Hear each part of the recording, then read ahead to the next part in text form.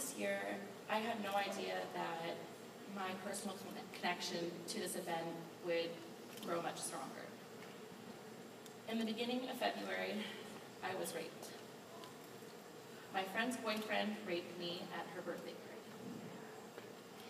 He took me outside, pushed me into the planters, and forced himself upon me. Even though, yes, I had been drinking, I used all the force that I can to say no. Even though, through my slurred speech, he still didn't care. After that, it was a blur. I was then kicked out of my party, and then called a bitch, a whore, and a slut by people who I once called my friends. I was immediately accused of lying when I said that I was raped, and that it wasn't my fault. When the night started, I was surrounded by all these people who I thought I could trust. And by the end of the night, I was left on the curb in the middle of the night with one friend by my side. I was afraid to go to school because people who were once my friends and people that I didn't even know hated me and were saying terrible things like that I'm a slut and that no one should be my friend because I'm just going to sleep with everyone's boyfriend.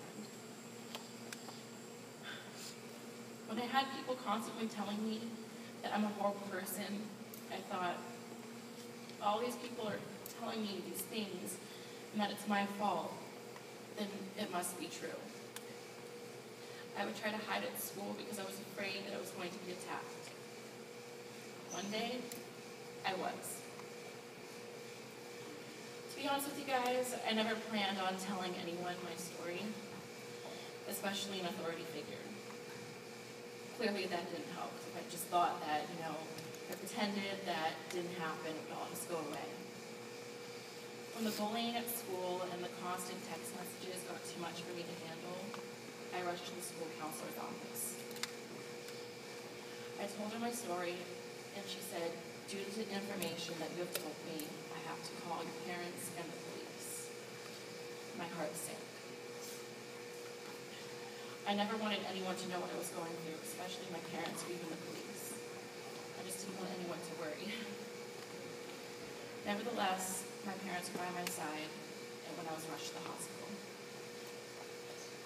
When I arrived at the hospital to be examined for rape, a previous patient decided to leave me a note.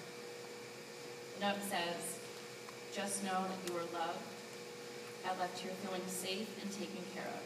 Stay strong and know that you are not alone. Much love, Kay. I don't know who this Kay person is, but I am forever grateful. This note has helped me through so much.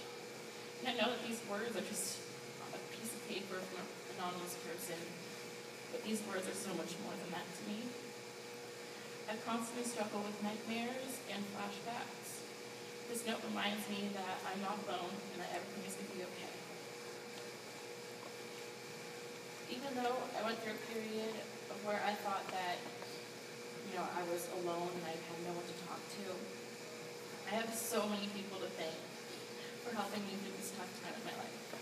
I'm thankful to have my true friends support me here today, my family, the school counselor, Chloe, and all of her wonderful people at her club at OSHA, Kay, all the wonderful people here who support standing up for sexual abuse and rape. You all inspire me to be stronger and not give up. I've always been a sexual person, to be honest. I think the body is beautiful, and I have no problem about talking about sex when people think it's taboo. You shouldn't talk about it.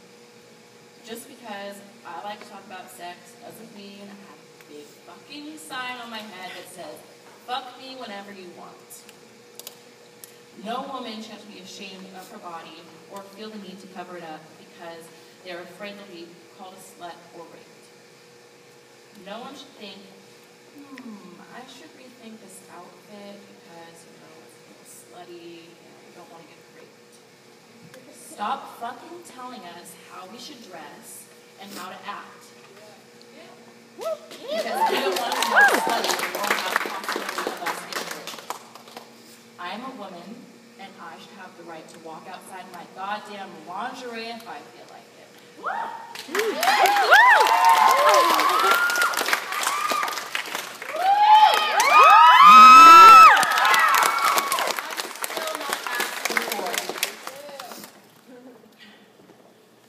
As women, we need to speak up and let people know that it's not okay to treat us like this. We do have a voice.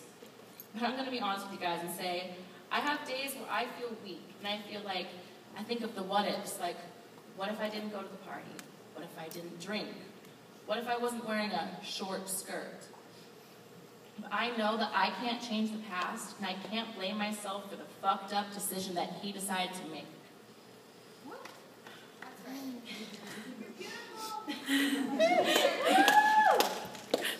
I'm not going to let his action define who I am. I am not a victim. I am a survivor. I am a woman, and I am a human being. If